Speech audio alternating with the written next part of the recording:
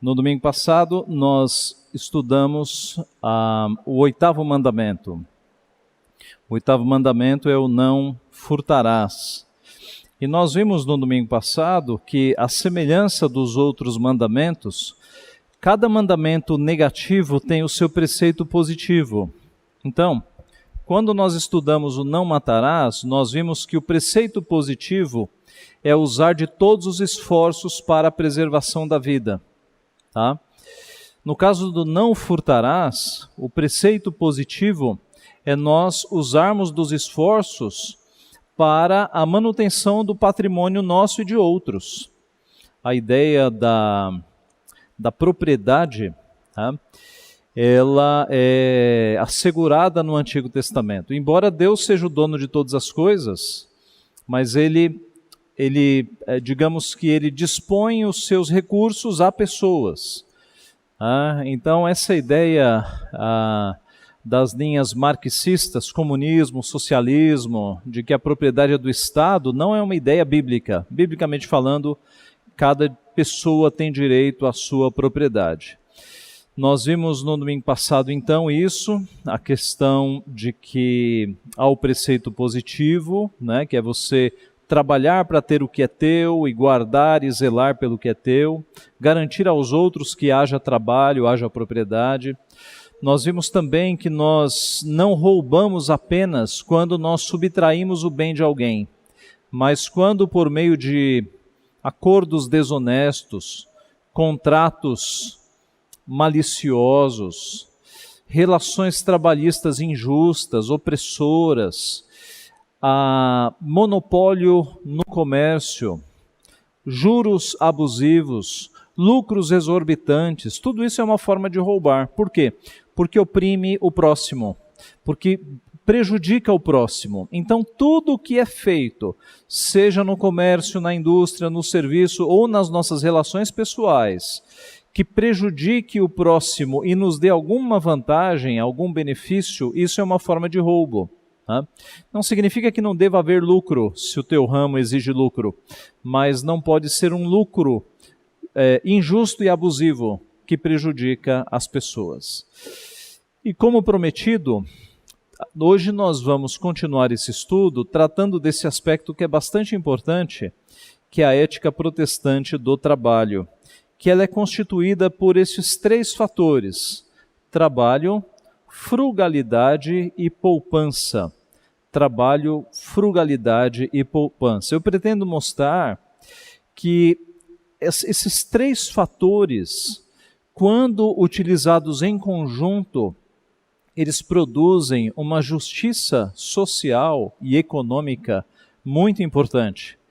E eu pretendo mostrar que esses três fatores, eles estão na Bíblia. É o que a Bíblia nos ensina sobre a ética que nós devemos ter no trabalho e, de uma forma mais ampla, como uma sociedade pode se desenvolver do ponto de vista econômico e financeiro, pautada nesses três pilares. Tá? Então nós vamos orar mais uma vez pedindo a direção do Senhor. Santo Deus, te agradecemos por tuas bênçãos, te agradecemos o privilégio de te servir e pedimos mais uma vez a assistência e direção do teu Santo Espírito. Agora que nós vamos estudar a tua palavra, vamos nos debruçar nela, pedimos que o Senhor nos ajude, nos abençoe a reconhecermos as nossas falhas, a percebermos onde nós temos falhado e a, de fato, nós nos aproximarmos da tua vontade, conforme está revelada nas Escrituras. Abençoa-nos nisso, é o que nós pedimos, em nome de Jesus. Amém. Comecemos com o que a Bíblia fala sobre trabalho. A Bíblia nos mostra que trabalho é bênção e não é maldição. O trabalho é bênção e não é maldição. Mas, pastor, há alguma divergência nesse assunto? É claro que há. Para a Igreja Católica Apostólica Romana, trabalho é maldição, não é bênção. Para a Igreja Católica Apostólica Romana, o trabalho veio depois da queda.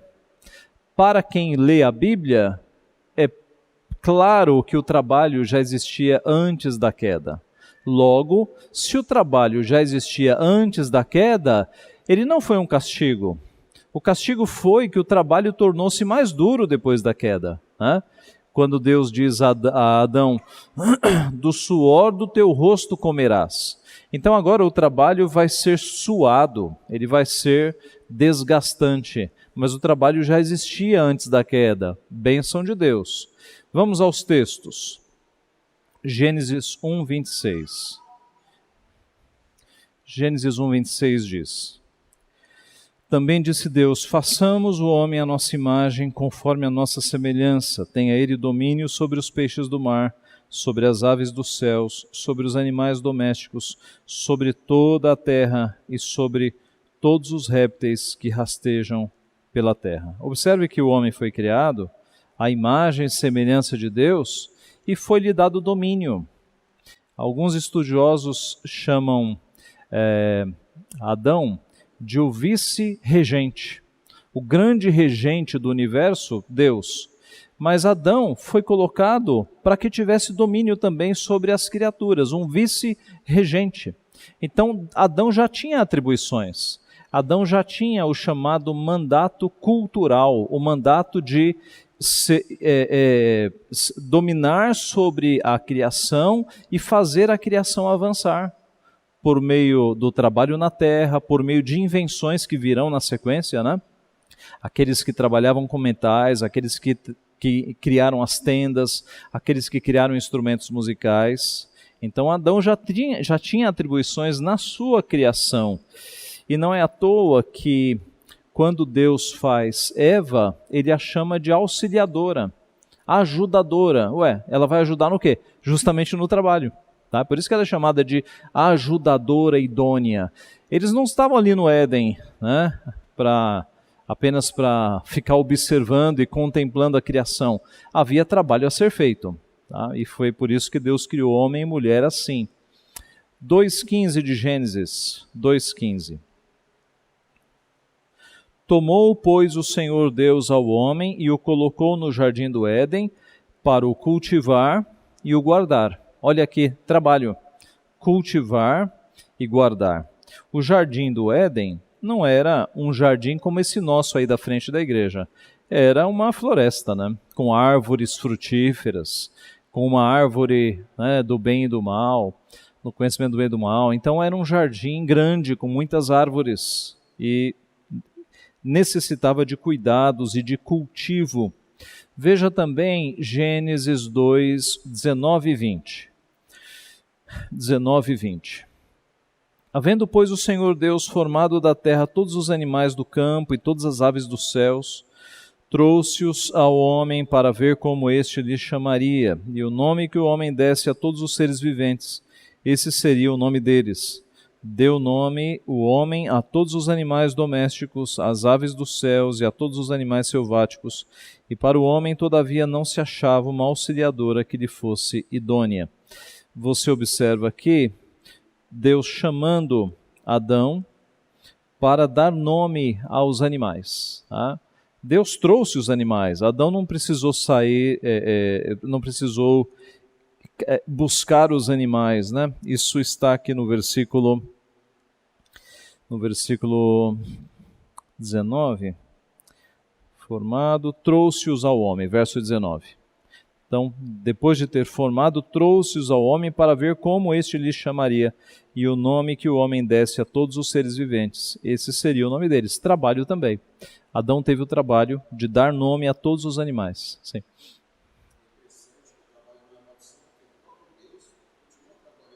Sim, sim. É verdade, é verdade. Verdade. O presbítero Eduardo trouxe um argumento muito importante aqui. Se trabalho fosse maldição, como é que Deus trabalhou?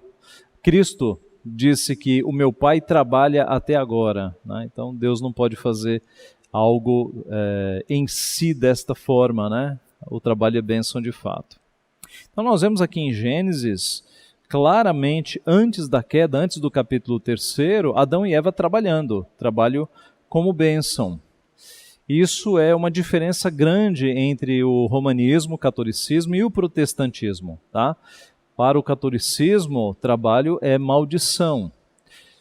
Isso influenciou Lutero quando ele foi fazer a tradução do Novo Testamento. Os irmãos sabem que na Idade Média a Bíblia não estava na mão do povo, a Bíblia era restrita aos religiosos, aqueles que sabiam grego, hebraico e no máximo latim. Tá?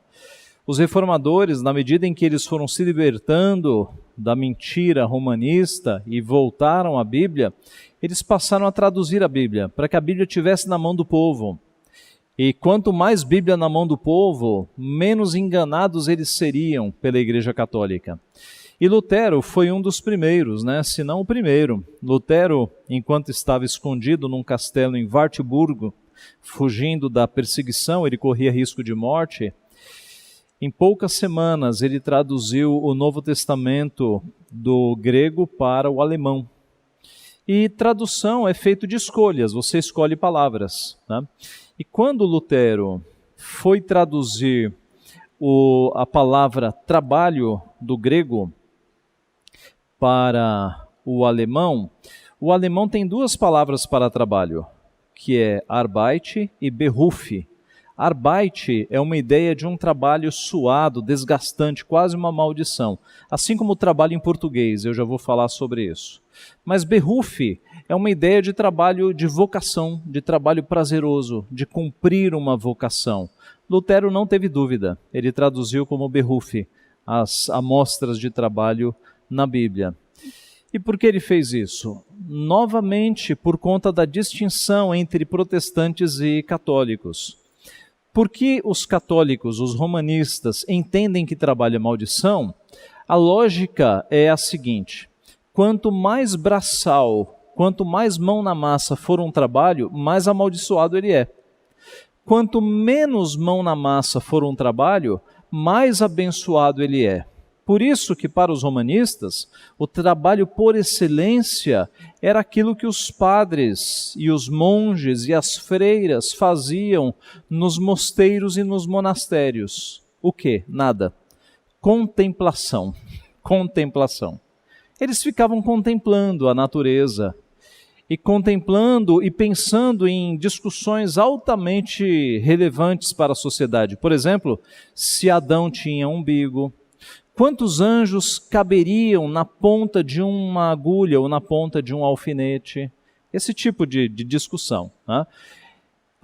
Se alguém do povo chegasse num monge e falasse: monge, qual é a forma...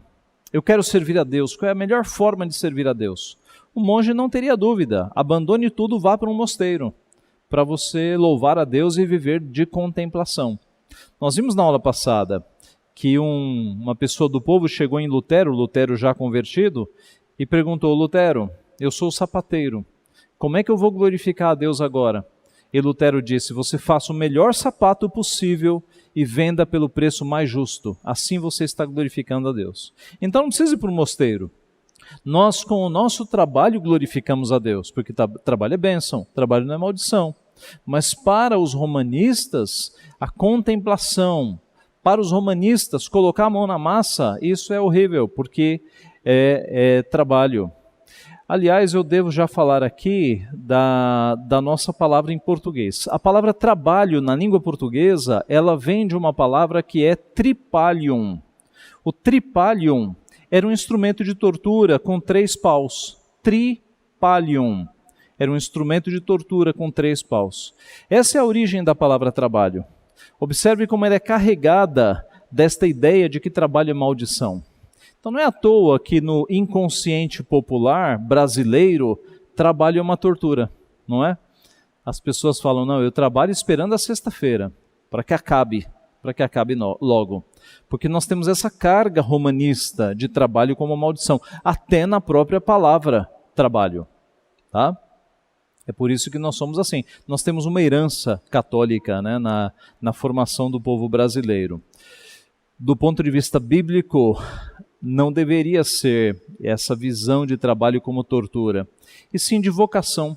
Deus nos chamou, Deus nos vocacionou. Deus não chama só pessoas para serem pastores ou missionários. Essa ideia é errada. Deus chama as pessoas para as diversas profissões. Deus chama pessoas para serem donas de casa, Deus chama alguns para serem pedreiros, alguns para serem motoristas de caminhão, alguns para serem professores, alguns para serem médicos, alguns para serem advogados, alguns para serem empresários. Deus equilibra a sociedade chamando pessoas para as diversas áreas da sociedade. Já pensou se Deus só chamasse pessoas para serem pastores e missionários? Quem ia tirar o lixo da rua? Quem ia construir casa? Quem ia dar remédio para as pessoas?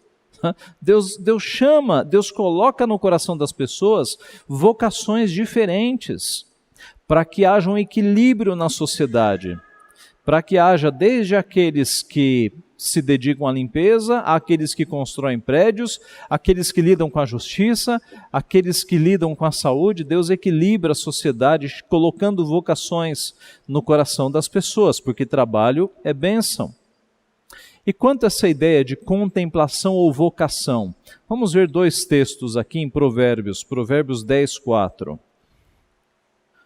O que a Bíblia fala sobre trabalho, né? O que trabalha com mão remissa empobrece, mas a mão dos diligentes vem a enriquecer-se. O objetivo aqui não é falar de riqueza, mas falar que aquele que é preguiçoso, que trabalha com a mão mole, né, que não trabalha direito, ele vai se empobrecer. Mas a mão dos diligentes vem a enriquecer-se. É um versículo para mostrar a virtude de você trabalhar duro, de você trabalhar com dedicação. Provérbios 31, 13,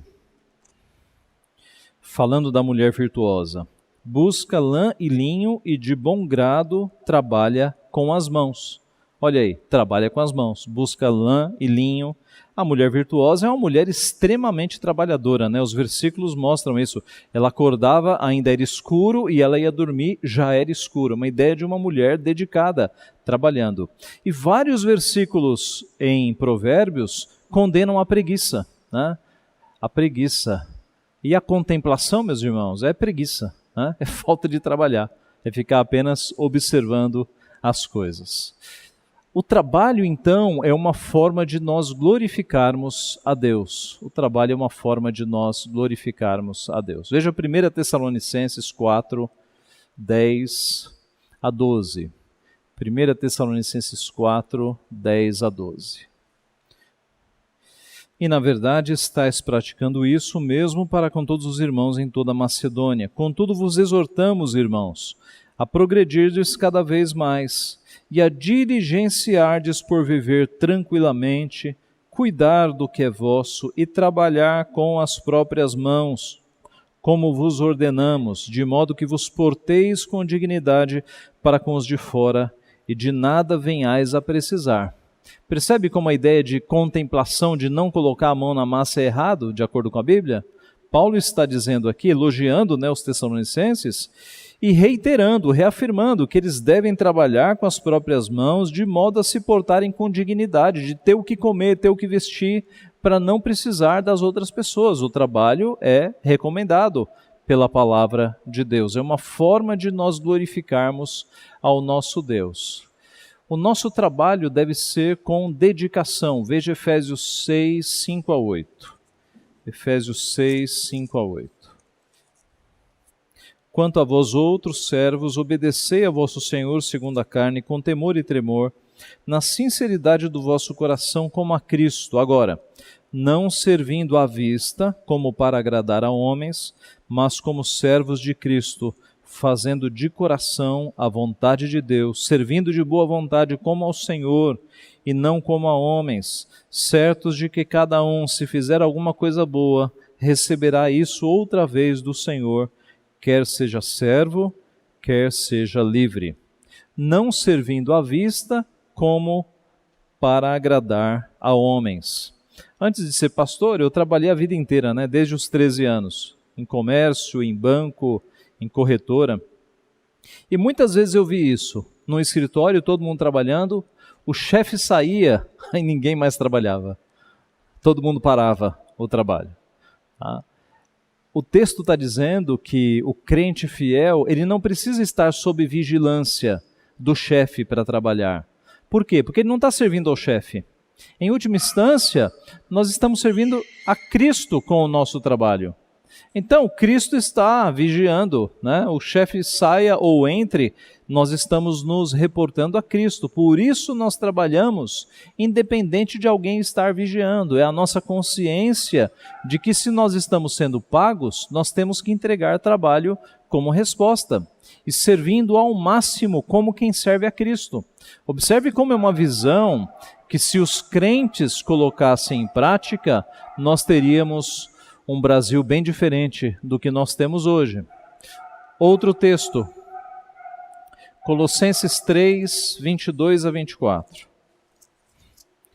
Colossenses 3, 22 a 24.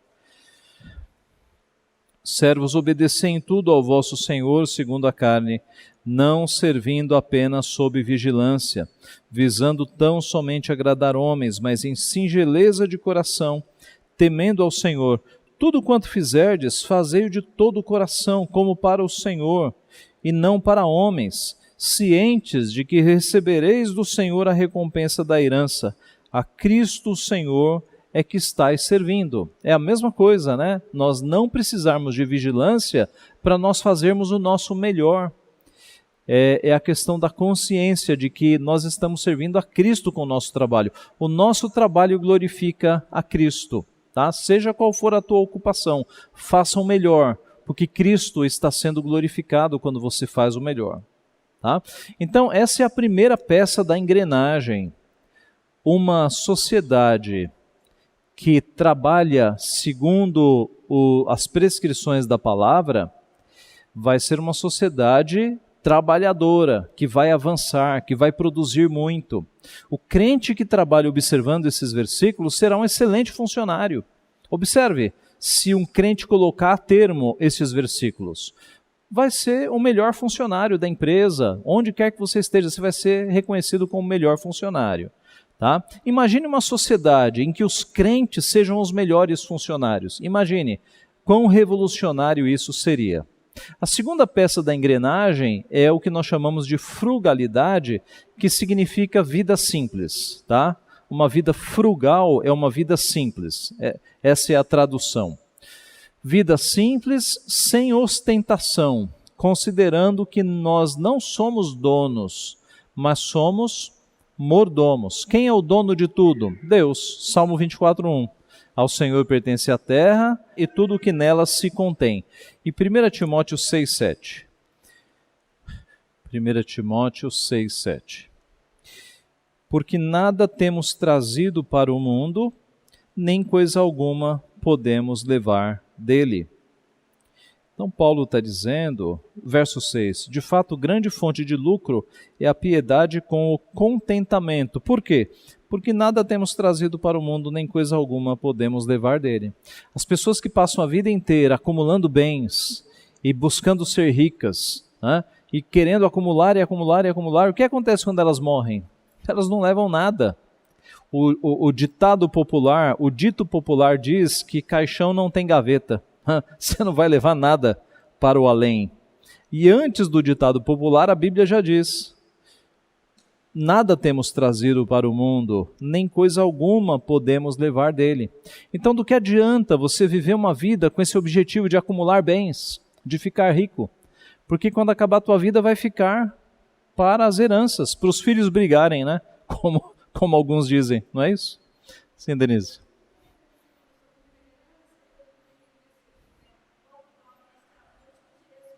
Sim, sim. Denise citou aqui o versículo, louco, esta noite pedirão a tua alma, e o que tens acumulado, para que será? Né? Um homem que construiu armazéns, e acumulou, e aí Jesus diz, hoje pedirão a tua alma, e o que tem, né? Para que servirá? Exatamente isso. Tá? Então, uma vida simples, o contentamento deve ser resgatado. Aqui no nosso texto mesmo, verso 8. Tendo sustento e com que nos vestirmos, estejamos contentes. Estejamos contentes. A palavra contente no Novo Testamento não é sinônimo de feliz, né? Não é um sorriso no rosto. Contente vem de contentamento. Você não ser uma pessoa triste porque tem poucos bens. Mas você estar contente não significa ser preguiçosa também, como nós já vimos, né? Uma pessoa que trabalha, que desenvolve a sua carreira, desenvolve os seus estudos, trabalhando. Isso é glorificar a Deus. Tá? Não há problema nenhum você querer ter uma casa própria, ter um carro, problema nenhum. O problema é você colocar o seu coração nessas coisas, é você querer ficar rico a todo custo, é você considerar o material mais importante que o espiritual. Mas se Deus é o mais importante na tua vida e você o glorifica com o teu trabalho, eu diria que é uma consequência natural você avançar na tua vida e ter algumas coisas. Tá? Provérbios 30, de 7 a 9. Diz assim: 2 coisas te peço, não mas negues antes que eu morra. Afasta de mim a falsidade e a mentira. Não me des nem a pobreza, nem a riqueza. Dá-me o pão que me for necessário, para não suceder que, estando eu farto, te negue e diga quem é o Senhor, ou que empobrecido venha furtar e profane o nome de Deus. A oração de Agur é: Senhor, não me dá nem a pobreza, pobreza aqui no sentido de não ter o que comer. Não me dá nem a pobreza e nem a riqueza. Dá-me o pão que me for necessário. Isso te lembra alguma coisa? A oração do Pai Nosso. O pão nosso de cada dia nos dá hoje. O pão que nos é necessário. Na oração do Pai Nosso, nós não pedimos para ficar ricos. Na oração do Pai Nosso, pedimos? Não. A gente pede: Senhor, não deixa que eu passe necessidade, me dá o alimento diário, as vestes diárias. Pão nosso ali tem uma significação do nosso sustento básico, tá? Me dá as vestes que eu preciso, o pão, o alimento que eu preciso e a moradia, que eu não precise morar embaixo de um viaduto, tá? Essa é a ideia. Irmãos, eu já falei aqui uma coisa: se nós viajássemos no tempo e pegássemos alguns personagens do Antigo Testamento, trouxéssemos para a nossa época e abríssemos o nosso guarda-roupa, eles diriam: você é rico, hein? Nem Salomão em toda a sua glória se vestiu como você. Sabia? Por quê? Porque essa história de ter 3, 4, 5, sei lá quantas peças de roupa nós temos, né? Isso no Antigo Testamento e no Novo Testamento não existia. As pessoas tinham 2 peças de roupa. Tá? Então, ser rico ou não depende do parâmetro que você está analisando. Se comparar com o Antigo Testamento, todo mundo aqui é rico. Duvido que você não tenha mais de 3 peças de roupa no teu guarda-roupa. Tá? É que nós estamos numa sociedade de consumo. Nós nascemos numa sociedade de consumo. Uma sociedade de cobiça. Não é? Os maiores profissionais de marketing trabalham para convencer você a ter coisas que você não precisa. Não é isso?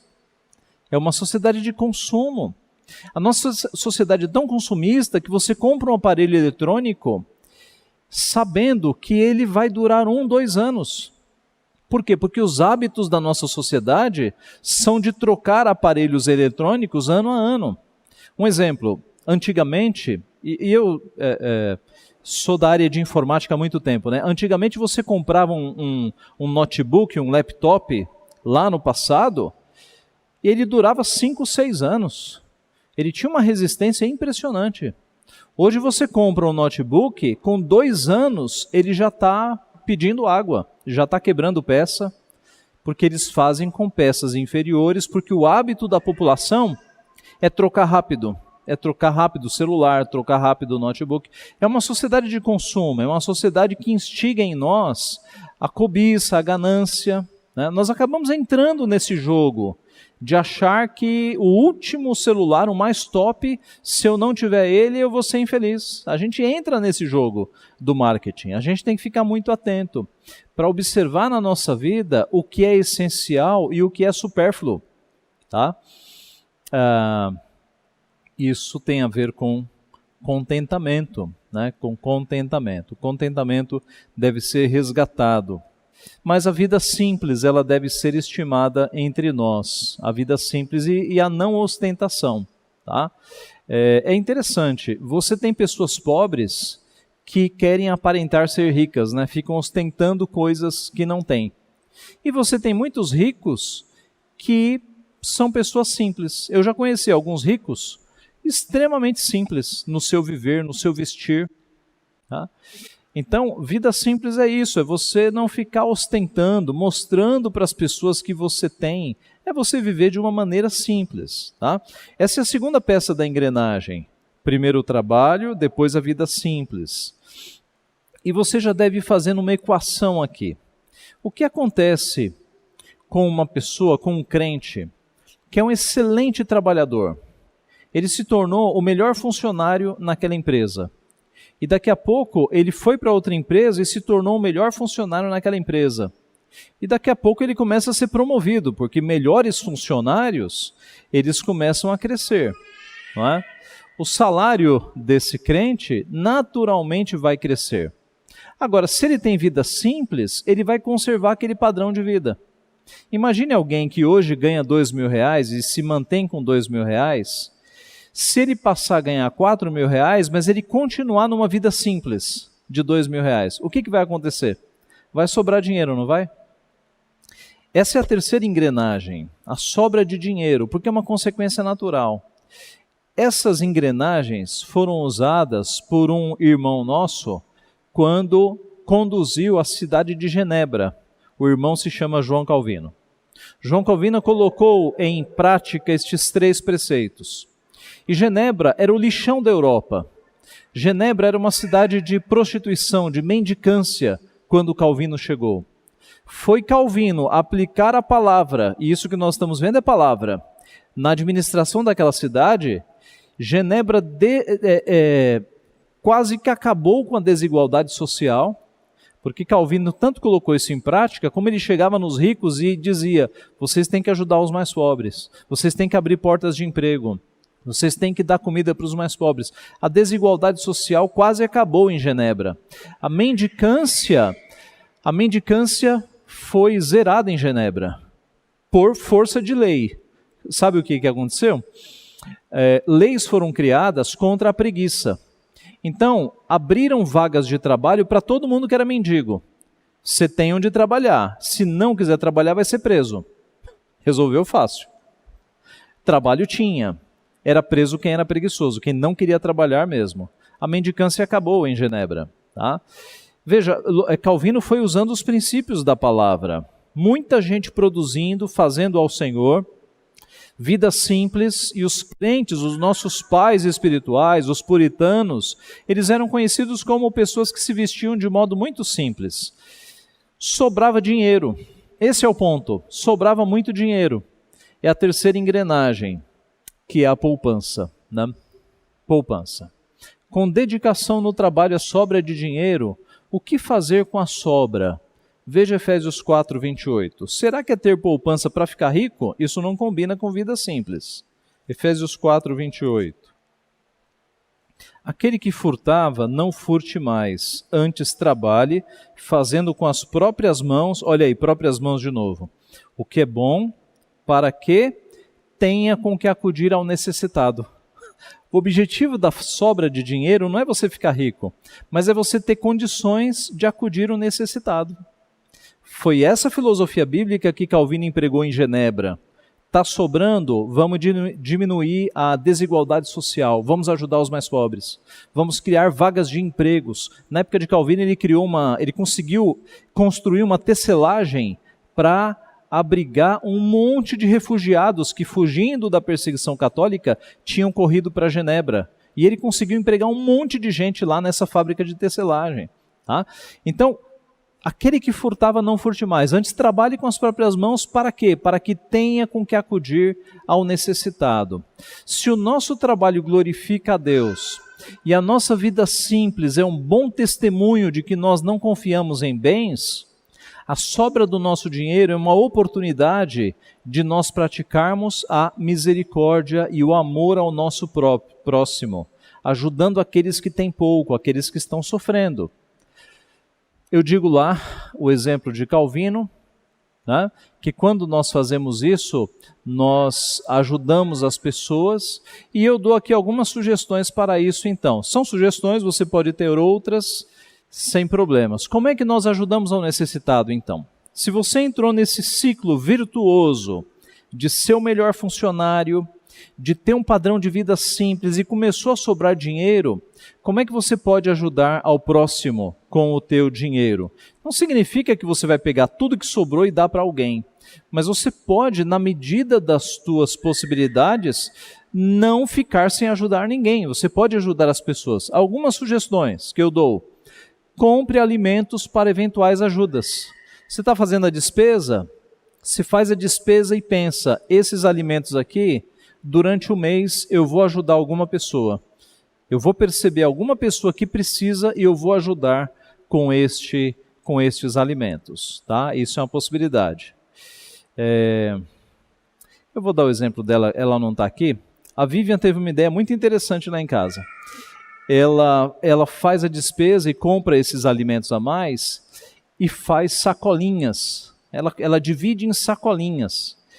E aí, quando nós viemos para a igreja ou voltamos da igreja, a gente mora longe, tem um monte de gente na rua que a gente percebe verdadeiramente necessitados. E aí quem pede, ganha uma sacolinha. A dona Vivian já tem a sacolinha pronta lá. E a reação de quem recebe aquela sacolinha com alimentos é muito gratificante, né? É claro, gente, a gente não está resolvendo o problema da sociedade, não é? Mas imagine 40 milhões de evangélicos fazendo isso, se não ia dar uma diferença, não é? Você pode ajudar com pouco, ajude com pouco, mas ajude. Nós somos os filhos de Deus. Nós deveríamos ser conhecidos por aqueles que mais ajudam. Até pouco tempo atrás, as entidades espíritas eram conhecidas como as que mais ajudavam. Por que não são os crentes conhecidos, aqueles que verdadeiramente fazem com objetivo abnegado? Os espíritas fazem porque eles estão preocupados lá em fazer boas obras para na próxima encarnação, né, é o que eles creem, eles virem numa vida melhor. É uma ajuda interesseira. O crente é aquele que pode fazer isso abnegadamente. Porque eu fui alvo da misericórdia de Deus e agora eu demonstro amor ao meu próximo dando alimentos para ele, gratuitamente, sem que ele me faça nenhum compromisso, né? Sem que ele me dê nada em troca, um amor abnegado. Então a primeira sugestão que eu dou é essa: compre alimentos, né? Uma sobrinha para ajudar pessoas, estabeleça um percentual do teu salário. Isso aqui também é interessante. Você já estabeleceu que 10% vai para a igreja, vai para o reino de Deus. Você pode estabelecer um percentual de acordo com a tua possibilidade de aquele percentual estar reservado para ajudar o próximo. Talvez 1%, 2%, 5%, 10%, 20%, aí vai de cada um, tá? E não pense assim, pastor, 1% é tão pouco, ok, 2%, não adianta eu dar um percentual aqui, você tem que fazer as tuas contas, tá? Você tem as tuas dívidas, mas de repente 1% não vai impactar teu orçamento, você está cheio de coisas para pagar, 1%, o importante é você ajudar as pessoas de alguma forma, essa é uma possibilidade. Uma outra sugestão que eu dou: separe uma conta exclusiva para isso. Você pode ter uma conta separada, ou uma conta poupança, ou abrir uma conta num banco virtual que não tem taxas, né? Hoje a coisa mais fácil é ter uma conta separada num banco desses digitais, e de vez em quando você pôr uma sobrinha ali. E aí, quando aparecer uma pessoa falando, com muitas dificuldades, você fala, puxa, eu podia ajudar essa pessoa. Você já tem lá um fundo exatamente destinado a isso, tá? É uma possibilidade de organização. E uma coisa que você pode assumir no teu coração: comprometa-se a ajudar a quantos te pedirem. O que é isso? É você comprometer-se diante de Deus. Deus, me dá os recursos que quem vier me pedir ajuda, eu vou ajudar, na medida das minhas possibilidades, tá? E aí Deus vai mandar as pessoas que realmente precisam e necessitam. E aí você ajuda na medida da tua possibilidade. Mas isso é importante, meus irmãos. Deus não nos dá recursos para ficarem conosco. Deus nos dá a oportunidade de nós exercitarmos a misericórdia. Isso nos fortalece. Isso é bênção para nós. Quando nós ajudamos alguém, a pessoa foi ajudada financeiramente, com alimentos, mas é um benefício grande para a nossa alma, nós exercitarmos o amor de Cristo, ajudando as pessoas. São oportunidades de nós crescermos na fé, quando nós ajudamos as pessoas.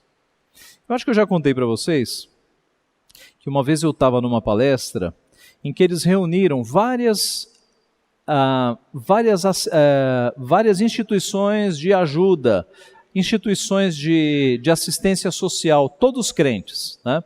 Então tinha lá uma instituição que resgata moradores de rua e coloca eles num curso de pedreiro para que os melhores estejam numa construtora, que aliás foi a construtora que reformou a nossa igreja. Veja que interessante. Eles tiram mendigos da rua, treinam em marcenaria, em elétrica, em alvenaria, eles fazem lá pedreiros, os melhores libertam do vício, porque eles ficam isolados, os melhores começam a trabalhar nessa construtora. E essa construtora não tem fins lucrativos, é um ciclo de conseguir dinheiro para investir na casa de recuperação, para treinar as pessoas para trazer para a construtora. E é uma construtora de um missionário crente que veio da Irlanda. Ele lá na Irlanda é de família de pedreiros, eles são mestres nesta área, e ele veio para o Brasil e foi a forma que ele ajudou, que ele encontrou de ajudar as pessoas. Foi esse pessoal, essa construtora, que reformou a nossa igreja e tem reformado muitas igrejas por aí. Porque como não visa fins lucrativos, o preço é mais baixo, acaba ajudando também as igrejas. Mas voltando, eu estava numa palestra que tinha várias iniciativas assim. Tinha o pessoal dessa construtora, tinha um pessoal que lida com crianças de rua, várias instituições. E eles estavam lá para pedir apoio financeiro, ajuda financeira. Eles estavam lá tentando captar pessoas para contribuir mensalmente. E no momento da palestra eu pensei, puxa, se eu fosse milionário, eu assinaria uns cheques aqui para resolver a vida de todas essas instituições. Eu pensei isso.